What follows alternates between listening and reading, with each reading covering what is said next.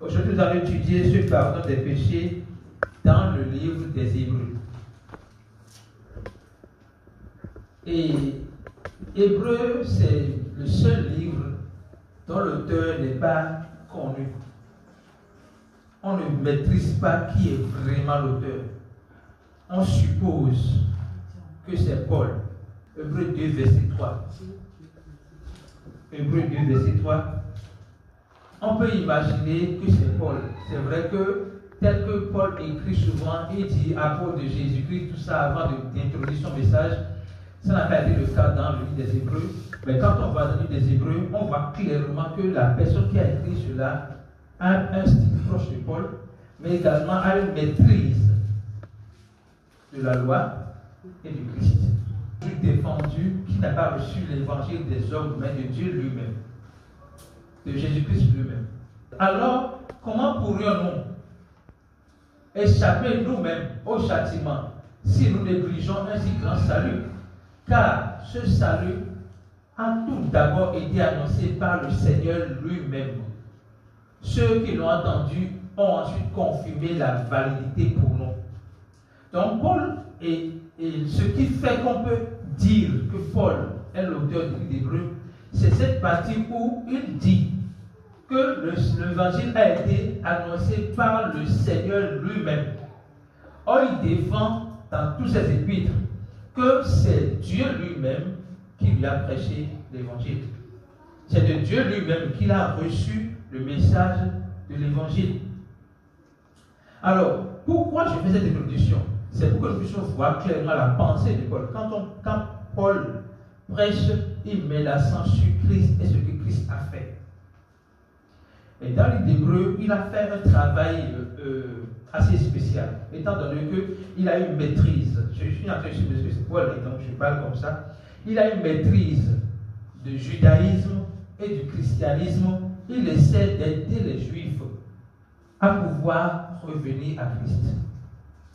Le livre d'Hébreux fait une opposition tranchée entre le judaïsme et le christianisme, entre la doctrine judaïque et la doctrine du Christ. Pour les Juifs, ils connaissent Dieu, ils croient en Dieu, mais ils ne reconnaissent pas Jésus comme le Christ. Ils savent que Christ va venir, mais ils ne reconnaissent pas Jésus comme le Christ là qui doit venir. Et jusqu'à aujourd'hui, ils sont en train d'attendre le Christ, rejetant le Christ. Vous comprenez ce que je dis là? Jusqu'à aujourd'hui, les Juifs bâtissent leur relation avec Dieu sur la base de la loi, au travers de la loi. Parce que Dieu a fait le choix du peuple Israël pour pouvoir bâtir une alliance avec ce peuple-là. Seulement, dans la pensée de Dieu, c'est pour amener le peuple Israël à découvrir le vrai Christ, qui est Jésus-Christ. Mais jusqu'à présent, les Juifs ne reconnaissent pas cela. Je dis les Juifs dans leur majorité. Sinon, il y a beaucoup de Juifs qui ne commencent pas à croire en Jésus. Même du vivant de Jésus, il a dit, maintenant que les Juifs ont cru en lui, il leur dit, vous connaissez la vérité et la vérité vous affranchira. C'est pour dire que même du vivant de Jésus, les Juifs ont cru en lui. Mais jusqu'à présent, il y a des Juifs qui ne croient pas en Jésus et qui le rejettent même comme le Christ. Et l'auteur du livre veut montrer l'importance pour les Juifs de reconnaître la vérité qui est dans leur propre loi. L'importance de la vérité qui est dans leur propre loi. On va lire Hébreux 8, verset 7. Là, Paul veut montrer l'imperfection de l'ancienne alliance, l'alliance sur laquelle il se base pour dire qu'ils ont déjà une relation avec Dieu. Paul veut montrer l'imperfection de cette alliance afin d'ouvrir leurs yeux sur l'alliance du Christ. Alléluia.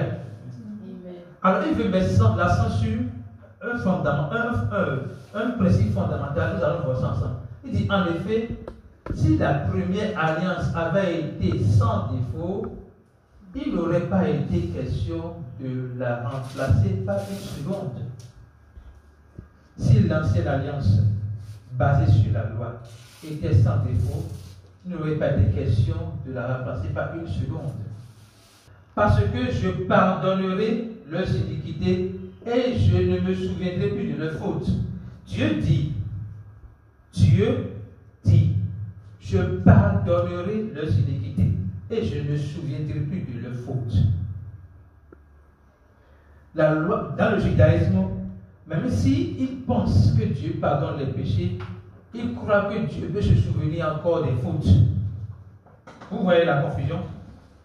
Ils savent que Dieu peut pardonner les péchés, mais ils ne savent pas que les péchés sont pardonnés éternellement.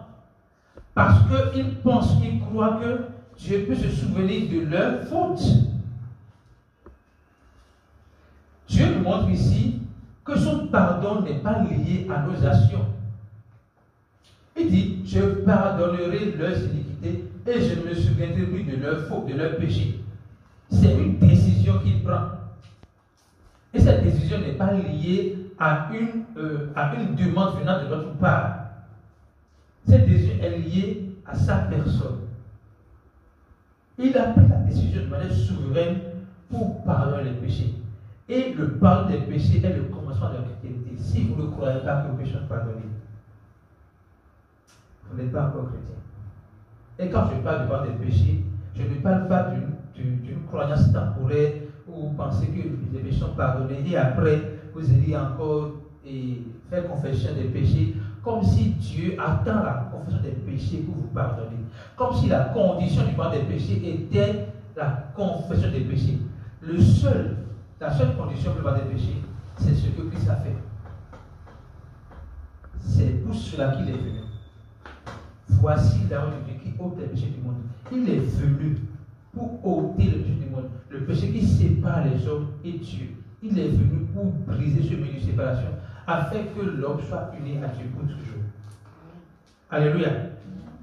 Donc, il n'a pas donné le pardon des péchés de manière temporaire, mais éternellement. Et Jésus, en venant, l'a vraiment fait. Il n'a pas fait ça à moitié.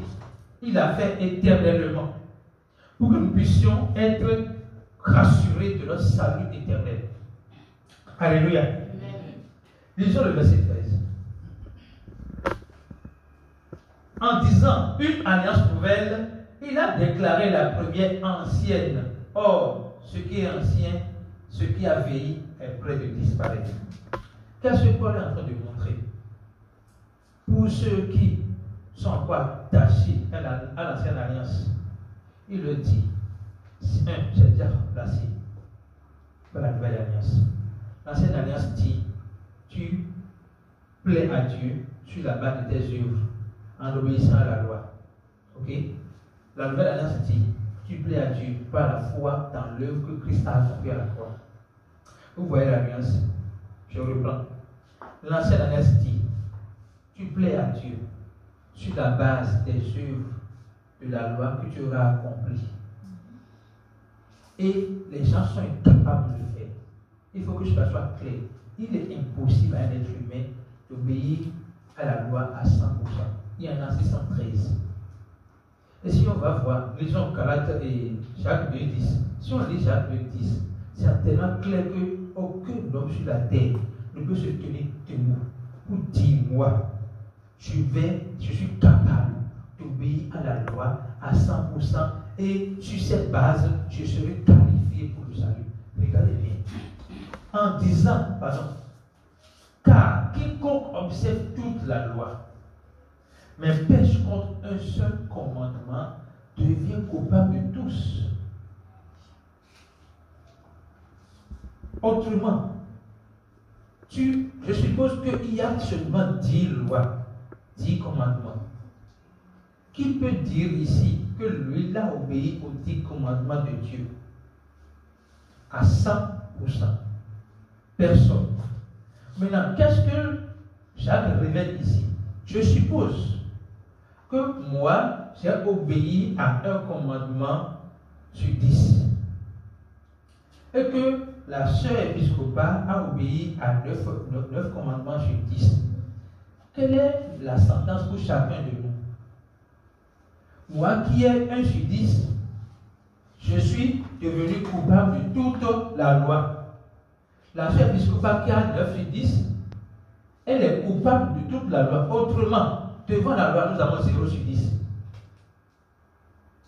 Donc, c'est impossible qu'un être humain dise que moi, là, je suis capable d'obéir à toute la loi et de mériter donc sur cette base le pardon des péchés qui proviennent de Dieu. Impossible. Impossible. C'est pour cela que dans Galates 3, verset 10, lisons ça. Jésus, Paul rappelle quelque chose. Là, on revient sur le verset tout à l'heure. Galates 3, verset 10. Galates 3, verset 10. Donc, Paul met l'accent sur un détail pour nous faire savoir que ce n'est pas possible de nous accrocher à la loi. Il dit, car tous ceux qui s'attachent aux œuvres de la loi sont sous la malédiction. Car il est écrit, maudit quiconque n'observe pas tout ce qui est écrit dans le livre de la loi et ne le met pas en pratique. Maudit soit quiconque n'observe toute la loi et tout ce qui est écrit dans le livre de la loi et ne le met pas en pratique. Personne dans ce monde n'est capable de dire, moi, j'observe tout ce qui est écrit dans le livre de la loi et je mets tout cela en pratique. Personne. Mais il y a une personne qui l'a fait à notre place. Verset 13. Il dit, Christ nous a rachetés de la malédiction de la loi, ayant devenu malédiction pour nous, car il est écrit, maudit quiconque est pendu au bois. Jésus a été pendu au bois à cause de qui? Pour qui? Pour nous. C'est pas pour lui. Jésus n'est pas allé à la croix pour son plaisir ou pour se racheter lui-même. C'est pour nous racheter. C'est pour nous libérer de la conscience du péché et nous donner le pouvoir de la conscience de la justification par la foi. Vous comprenez ça? Revenons à Hébreu. On est en train de dire, on va lire le pardon des péchés maintenant, on va lire les versets du pardon des péchés dans Hébreu. Nous sommes de voir que Jésus a pardonné les péchés réellement. Mais il ne l'a pas fait comme ça se passe dans l'Ancien Testament. Dans l'Ancien Testament, à un moment donné, Moïse a compris que le peuple réellement ne pourra pas tenir en obéissant au commandement. Donc, en regardant, il a eu la vision du Nouveau Testament. Il a dit, sur la base de cela, nous allons commencer à faire des sacrifices. Ils ont Hébreu 9, verset 22. On va lire jusqu'à 23. Oui, 28, on va lire jusqu'à 28. Hébreu 9, verset 22. Il dit, et presque tout, d'après la loi, est purifié du sang. Sans effusion de sang, il n'y a point de pardon des péchés. Écoutez bien. Il dit, et presque tout, d'après la loi. Presque tout d'après la loi. Quelle loi? La loi des Juifs. Pas la loi des Juifs. Et presque tout d'après la loi est purifié avec du sang. Et sans effusion de sang, il n'y a pas de pardon. Donc, dans la loi reconnaît que le pardon des péchés n'est pas basé sur les œuvres. Écoutez bien ce que je veux dire. La loi des Juifs là, reconnaît que le pardon des péchés n'est pas basé sur les œuvres. Il n'a pas dit sans les œuvres, il n'y a pas de pardon des péchés. Il n'a pas dit ça. Sans le sang, sans effusion de sang, il n'y a pas de pardon. Donc, la loi même met la fondation, la racine du pardon devant dans la loi, c'est le sacrifice qui donne le sang. C'est le sang du sacrifice qui offre le pardon. Ce n'est pas l'obéissance aux œuvres de la loi, l'obéissance à la loi ou bien l'accomplissement des œuvres de la loi. Non. Ouais, la loi même met l'accent sur le fait que, on dit presque tout d'après la loi. Ça dit presque tout selon la loi. presque tout dans la mentalité de la loi est purifié du sang. Et sans effusion de sang, il n'y a point de pardon des péchés. Et de quoi, de quel sang il parle? Quand on parle de la loi, de quel sang il parle? Il parle du sang des animaux. Qui fait quoi? Ce sang ne pardonne pas les péchés, ce sang couvre les péchés. Ou, pour être plus juste, pardonne les péchés pour un temps. Le sang des animaux pardonne les péchés pour une saison, un an, pour un temps. Jusqu'au moment où vous allez encore transgresser la loi, vous allez revenir demander pardon au travers d'un sacrifice animal. Alléluia. Verset suivant. On regarde à 28. On dit, il était donc nécessaire, puisque les images des choses qui sont dans les cieux devaient être purifiées de cette manière, que les choses célestes elles-mêmes le fassent par des sacrifices plus excellents que ceux-là. Donc, Paul montre que selon la loi, le sacrifice, c'est le sang des animaux, mais selon la grâce de Dieu, le sacrifice qui vient est un sacrifice plus excellent. Et on va découvrir ça plus tout à l'heure. Verset suivant. Car Christ, vous voyez, on veut montrer comment le sacrifice là est plus excellent que le sacrifice des animaux. Il dit car Christ n'est pas entré dans un sanctuaire fait de main d'homme. Alléluia. Le sacrificateur dans l'Ancien Testament entre dans le tabernacle fait de main d'homme. Ok? Mais Christ n'est pas entré dans un sanctuaire fait de main d'homme. Première précision. En imitation du véritable. Mais il est entré dans le ciel même afin de comparaître maintenant pour nous devant la face de Dieu. Verset suivant. Et ce n'est pas pour s'offrir lui-même plusieurs fois qu'il y est entré. Dans l'Ancien Testament, le sacrifice qui offre le sang du banc des péchés est fait plusieurs fois, soit dans la même année, soit par année. Ce n'est pas fait une fois pour toutes. Mais Jésus ne s'est pas offert plusieurs fois lorsqu'il est entré dans le sanctuaire, comme un seul sacrificateur entre chaque année, ouais, dans le sanctuaire avec du sang étranger. Reprenons le verset là. Ce n'est pas pour s'offrir lui-même plusieurs fois qu'il y est entré comme le souverain sacrificateur entre chaque année dans le sanctuaire avec du sang étranger. Pourquoi on parle du sang étranger là? Parce que ce n'est pas le sang qui sauve. Ok? Verset suivant. Autrement, il aurait fallu qu'il lui souffert plusieurs fois depuis la création du monde. Écoutez bien. Écoutez bien ce que je veux dire ici. Quand on parle du banc des péchés concernant Jésus, ce qui fait que c'est unique et éternel, c'est que Jésus n'est pas mort deux fois. Jésus n'est pas allé payer le prix du péché plusieurs fois, c'est une seule fois. Ça dit pourquoi c'est une seule fois? C'est parce que c'est une fois pour toujours. Si Jésus n'a pas fait ça une seule fois, on aura raison d'aller dire, je confesse à Dieu le puissant. Je reconnais devant mes frères que j'ai péché. Non. Jésus l'a fait une fois pour qu'on n'ait plus à dire, je confesse à Dieu mes péchés. Les Israélites, dans ce testament, sont obligés de confesser leur péché sur l'agneau animal. Et une fois ils finissent de faire cela, chaque année, ils livrent l'animal pour le sacrifice, pour l'expiation de péché, pour expier le péché. Nous confessons Christ, l'agneau de Dieu, qui vient ôter le péché du monde une seule fois.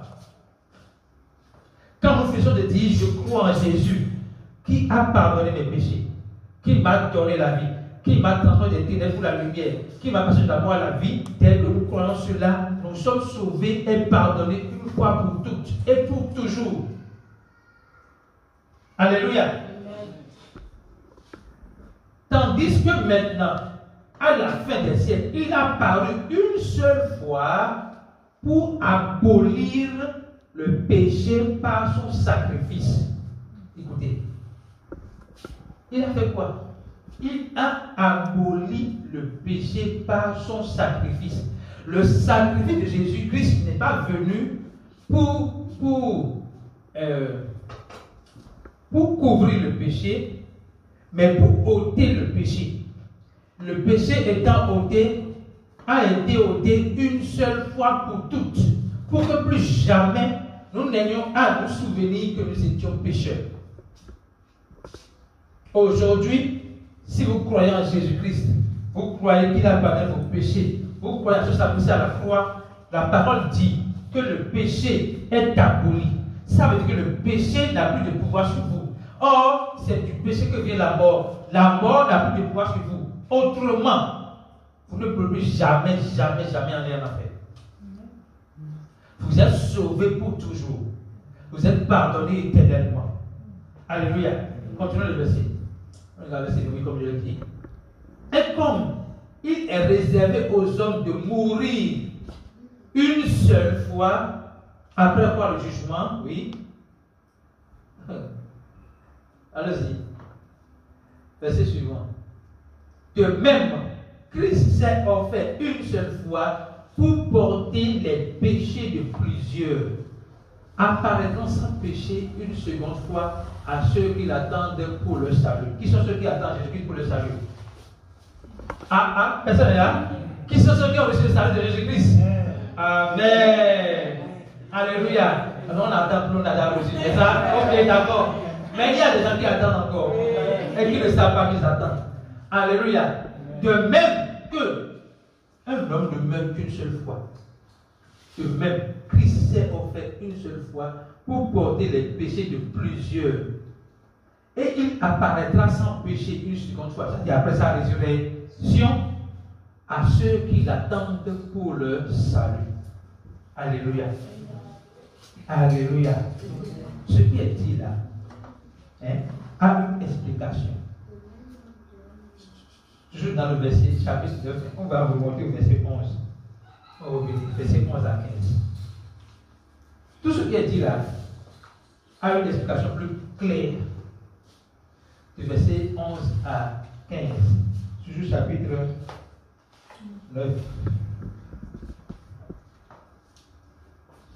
Mais Christ est venu comme un souverain sacrificateur des biens à venir.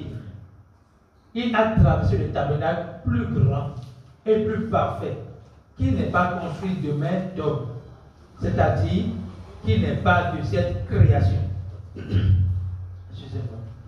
Et il est entré une seule fois pour toutes dans le lieu très saint, non avec le sang des boucs, des veaux, mais avec son propre sang, ayant obtenu une rédemption éternelle.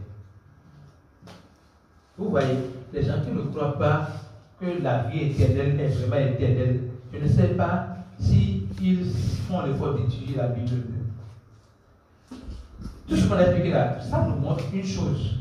Jésus n'a pas, je sais comment on appelle ça, n'a pas contre le péché, il a affronté le péché. Jésus a affronté le péché, il a ôté, il a fini définitivement avec le péché.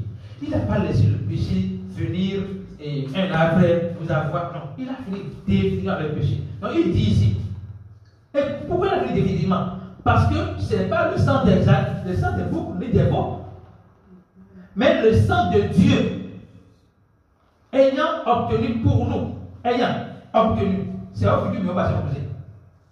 Au passé opposé, Jésus-Christ a déjà obtenu pour nous la rédemption éternelle. Rédemption éternelle veut dire les salut éternel, vie éternelle, héritage éternel. Nous avons la rédemption éternelle par le sang. Ça veut dire également pardon éternel. Alléluia.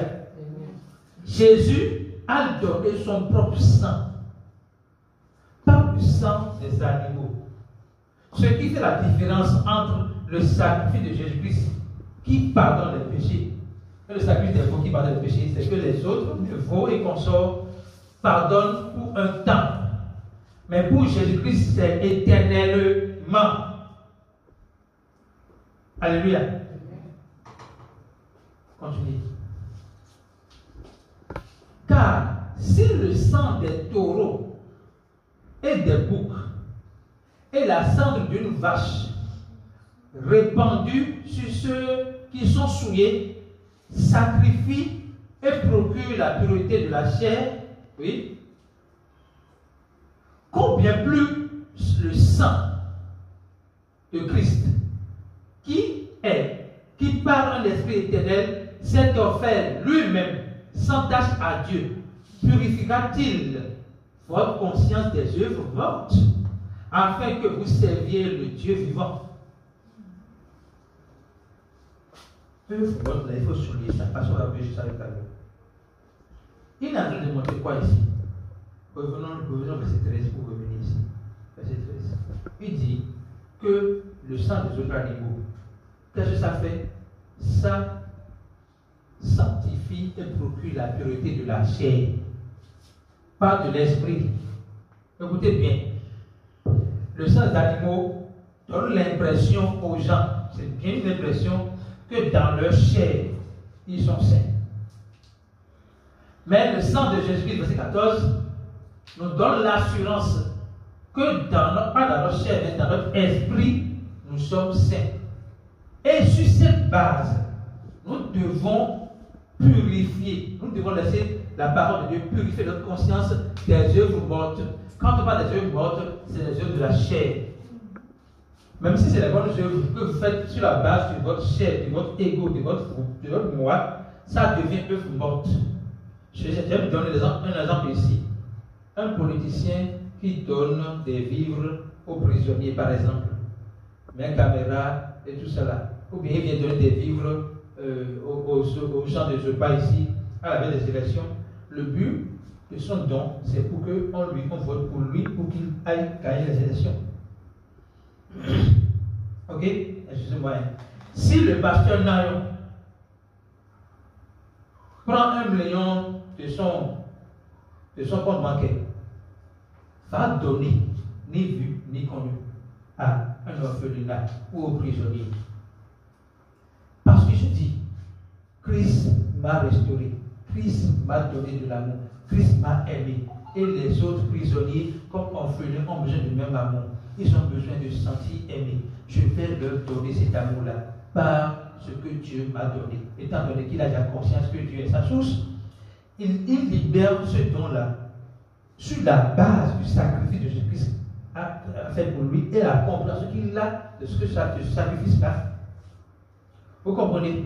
Donc, quand on parle des œuvres mortes, ce n'est pas forcément les mauvaises œuvres, non. Les œuvres mortes, là, ça peut être une bonne œuvre faite avec une mauvaise motivation. Ça peut être une bonne œuvre faite avec une motivation qui n'est pas centrée ou appuyée sur le sacrifice de Jésus-Christ. Alléluia. Donc, lisons maintenant verset 15. Écoutez, c'est pour cela qu'il est le médiateur d'une nouvelle alliance. Pourquoi Jésus est le médiateur d'une nouvelle alliance? Parce qu'il a ôté le péché de péché pour toujours. Il ouvre donc la voie à une nouvelle alliance. Autrement, sans le pardon des péchés, on ne peut pas parler de la nouvelle alliance. Sans le pardon des péchés, on ne peut pas parler d'une nouvelle alliance qui corrige, qui remplace l'autre imparfaite. Alléluia. Afin que la mort étant intervenue par le rachat des transgressions commises sous la première alliance, ceux qui ont été appelés reçoivent l'héritage éternel.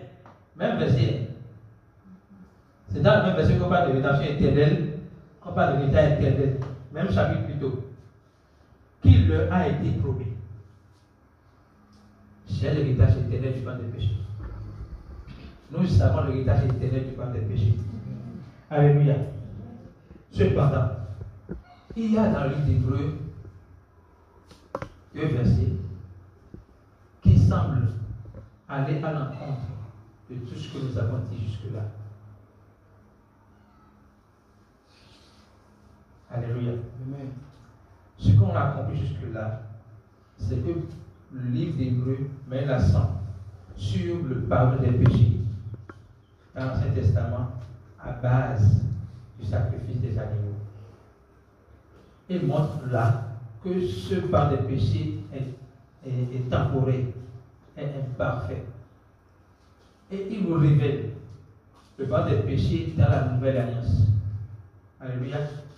Et il montre que, à cause du sang de Dieu lui-même, nous avons la rédemption éternelle. Nous avons part à l'état éternel du pardon des péchés. Et quand on parle de sang concernant Jésus-Christ, ce n'est pas le liquide. J'aime le dire, et je vais répéter ça jusqu'à ce que nous comprenions. Le sang de Jésus n'est pas le liquide. Le sang de Jésus, c'est sa propre vie.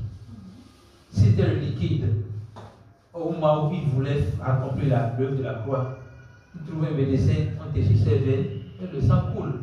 Et il va dire, avec l'effusion du sang, j'ai acquis le pardon des péchés. Et il va continuer à respirer. Non. Jésus a donné sa vie. Il a donné sa vie pour que nous puissions avoir la vie. Donc quand on parle du sang de Jésus, c'est la vie de Jésus. Donc, pas de prière comme sang de Jésus, lave-moi, purifie-moi. Non. C'est la vie de Jésus. Le sacrifice de Jésus qui nous lave et qui nous purifie. Alléluia. Alors, je disais qu'il y a 2 versets qui semblent contredire cela. Et ça fait mal qu'au début, je n'ai pas trouvé la version qui me convient. Mais on va lire Hébreux 6, versets 1 à 6. Écoutez bien. Le livre d'Hébreux, c'est écrit pour 2 audiences. Juifs qui croient en Dieu et en Jésus, qui reconnaissent Jésus comme le Sauveur et Seigneur, et les Juifs qui croient en Dieu, mais qui rejettent Jésus-Christ comme le Sauveur et Seigneur. Écoutez bien. Donc, quand on va le verset qu'on veut lire maintenant, c'est un verset qu'il faut lire avec beaucoup d'attention pour comprendre. Et je vais prier Dieu qu'on trouve la version qui me convient. C'est pourquoi, laissant les éléments de la parole de Christ, il est en train de parler des choses élémentaires. Laissons les choses élémentaires de la parole de Christ. Ok? Et grandissons maintenant. Passons à un niveau de maturité. Tendons à ce qui est parfait, sans poser de nouveau le fondement du renoncement des œuvres mortes. Donc, il rappelle le fondement du renoncement des œuvres mortes. Oui, allez-y, je suis suivant. De la foi en Dieu, de la doctrine des baptêmes, de l'imposition des mains, de la résurrection des morts et du jugement éternel. Verset suivant. C'est ce que nous ferons si Dieu le permet. Oui, verset 4. Écoutez. Car, écoutez bien, voyez les caractéristiques. Car il est impossible à ceux qui ont été une fois éclairés, qui ont goûté le don céleste, qui ont eu part au Saint-Esprit, 3, éclairés, goûté le don céleste, ils ont part au Saint-Esprit. Ok, verset suivant. Qui ont goûté la bonne parole de Dieu. 4. Et les puissants du siècle à venir. 5 caractéristiques. Allez-y. Et qui sont tombés, soient encore renouvelés et amenés à la repentance, puisqu'ils crucifient pour le Père le Fils de Dieu et l'exposent à l'ignominie. Dans ce verset que je viens de lire, on parle de qui? Un juif croyant ou un juif non croyant. C'est-à-dire un juif qui a accepté Jésus-Christ ou un juif qui n'a pas accepté Jésus-Christ. On parle de qui? Un juif qui a accepté Jésus-Christ. Ok? On parle de qui? Vous confirmez ça? Oui. Vous confirmez? Oui. Maintenant, voilà le verset 6. Le croyant en Jésus-Christ est tombé. Donc il a commis un péché, une œuvre de la chair. On dit, s'il est impossible, dans le cas il est impossible, que celui qui tombe, le croyant en Jésus, le juste croyant qui tombe, donc il commet un péché, soit encore renouvelé et amené à la repentance, puisqu'il crucifie pour le Père, le Fils de Dieu, et l'expose à l'ignominie. J'ai cherché la version King James. Moi, j'ai la Bible et l'application Strong Bible. Et dans ça, ce qui est écrit ici, c'est qu'il est impossible qu'il revienne justifier, se faire justifier par la loi. Si vous pouvez trouver ça dans vos versions, ça me fera plaisir. Si vous avez une autre version ici, là, Hébreux 6, il est impossible que, maintenant qu'ils sont tombés, qu'ils veuillent se justifier par la loi. Autrement, être renouvelé et amener à la repentance ici veut dire chercher à se justifier par la loi alors qu'on est sauvé par grâce au moyen de la foi. Chercher à se justifier par la loi alors qu'on est sauvé par grâce au moyen de la foi. Écoutez bien, le croyant qui tombe, qui commet un péché, commet le péché en Christ. Le croyant qui ment, ne ment pas en dehors du Christ. Il ment tout en restant en Christ. Maintenant, il ne peut pas, sur la base de ce qu'il vient de mentir, chercher à se justifier par la loi. C'est-à-dire que maintenant, il retourne à la loi pour chercher à justifier. S'il fait ça, ce que la Bible dit ici, s'il fait ça, c'est comme si il veut crucifier encore le Fils de Dieu et l'exposer à l'ignominie. Galates 2, verset 16, s'il te plaît. Galates 2, verset 16. On va découvrir quelque chose de puissant. Il est impossible pour le croyant de chercher à justification par la loi. Impossible. Galates 2, verset 16. Galates 2, verset 16. Néanmoins, sachant que ce n'est pas par les œuvres de la loi que l'homme est justifié, mais par la foi en Jésus-Christ. Nous aussi, nous avons cru en Jésus-Christ afin d'être justifiés par la foi en Christ et non par les œuvres de la loi, parce que nulle chair ne sera justifiée par les œuvres de la loi. Il est impossible de pouvoir chercher à se justifier devant Dieu par la loi. Romains 3, verset 20. Car nul ne sera justifié devant Dieu par les œuvres de la loi, car c'est par la loi que vient la connaissance du péché. Car nul ne sera justifié devant Dieu par les œuvres de la loi, puisque c'est par la loi que vient la connaissance du péché. Donc il est impossible, encore une fois, que nous puissions croire en Jésus-Christ, croire que nous puissions pardonner, croire que nous sommes justifiés par la foi en ce qu'il a fait. Et parce que nous avons commis un péché, nous allons dire non, je ne suis plus capable de croire que je suis justifié par la foi. Je dois retourner à la loi pour chercher une justification par la loi. Ce n'est pas possible. La loi ne peut pas te justifier. C'est Christ qui te justifie. Il est impossible pour un croyant de vouloir se justifier par la loi lorsqu'il commet un péché. Et lorsqu'il tente de faire cela, c'est comme s'il crucifie à nouveau le Christ. La Bible, surtout, a été écrite en hébreu et en grec. Okay? Lorsqu'on remonte à la tradition originale, et la version King James est proche de cela, on voit clairement qu'il ne s'agit pas de renouveler ou amener à la repentance, mais c'est ceux qui veulent se justifier à nouveau par la loi. Donc, ils ont été délivrés. Alléluia. Est-ce que vous comprenez? Comprenez, il s'agit bel et bien des croyants. Mais le verset 6 est un verset qui est mal traduit ici. La bonne traduction révèle qu'ils ne peuvent pas se justifier encore par la loi. Parce qu'en voulant se justifier par la loi, ils sont en train de crucifier à nouveau Christ. Alléluia. L'autre verset, on va lire Hébreux 10, verset 26 à 29.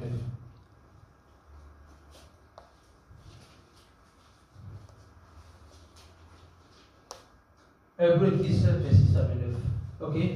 Écoutez, car si nous péchons volontairement après avoir reçu la connaissance de la vérité, il ne reste plus de sacrifice pour les péchés. Vous aurez l'impression, écoutez bien ce que je dis ici, vous aurez l'impression qu'on parle des croyants. On dit, car si nous péchons volontairement après avoir reçu le sacrifice de la vérité, il ne reste plus de sacrifice pour les péchés. Alléluia. Vous aurez l'impression qu'on parle des croyants. Mais on ne parle pas des croyants dans ce contexte-là. Et la preuve est dans le verset suivant. Verset suivant.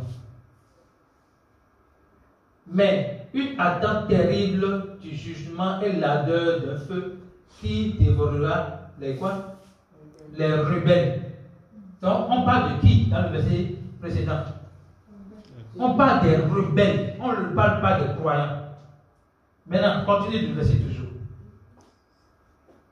Celui qui a violé la loi de Moïse meurt sans miséricorde sur la déposition de 2 ou de 3 témoins. Oui.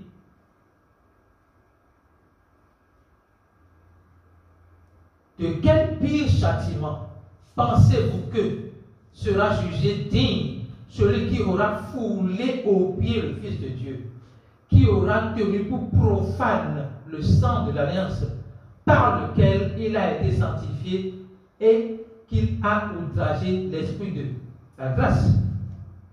Le monde entier a été sanctifié, mais le monde entier n'a pas apprécié la sanctification donnée par Dieu. Vous comprenez ce que je dis? Par le sacrifice de Jésus-Christ, il a offert au monde entier, à l'univers entier, à tous les hommes sur la terre, le salut, le pardon des péchés, le rachat éternel. Mais tous les hommes n'ont pas encore accepté l'œuvre qu'il a accomplie. Or, pour devenir participant de la nature de Dieu, il faut accepter l'œuvre que Christ a accomplie pour ton salut. Donc, ici, on est en train de montrer, il ne s'agit pas des croyants dans ce contexte, il s'agit des non-croyants, donc des juifs qui croient en Dieu, ok, mais qui ne reconnaissent pas Jésus comme leur sauveur, qui foulent au pied le sacrifice de Jésus, qui rendent le sacrifice de Jésus pour profane. C'est de ça que ces deux il parle ici. Donc, récapitulatif. Hébreux 6 fait référence aux croyants qui peuvent commettre des péchés, qui peuvent faire des erreurs de la vie, mais qui ne peuvent pas penser qu'ils pourront se justifier encore par la loi. Parce que ce qui les a sauvés, c'est la grâce de Dieu au moyen de la foi. Et dès lors qu'ils rentrent dans la mentalité de pouvoir se justifier par la loi, ils sont en train de rendre inutile l'œuvre que Christ a déjà accomplie. Or, il est impossible que Christ vienne encore mourir pour toi, pour que tu crois en lui à nouveau, que par son sacrifice tu es justifié. C'est pas possible. Alléluia. Et l'autre verset montre que le non-croyant est celui qui profane l'œuvre de Christ, qui n'apprécie pas l'œuvre de Christ, et donc qui n'est pas bénéficiaire de ce que Christ a fait.